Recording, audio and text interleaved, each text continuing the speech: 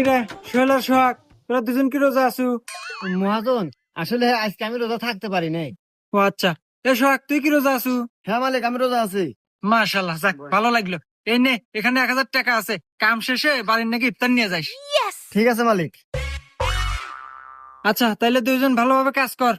আচ্ছা মহাজন, এ বস্তু ধর, বস্তু ধর। তুই তো 2,000 টাকা ভালো রে। আরে টিয়া তো তুইও পালো নি, মিথ্যা কথা বলি। মিথ্যা কথা কছো? তার মানে তুই রোজা নাই? আরে না পাগল, আমি তো রোজা নাই। কিরে, তোরা কেউ কি আজকে রোজা আছু? কি রে মালিক, আজকেও আছে? আজকে আমি ভুল হরমু না, আজকে আমি মিথ্যাটা কমু, দেখতেছি টিয়া আজকে হাতে আছে। হ্যাঁ মহাজন, আমি আজকে রোজা আছি।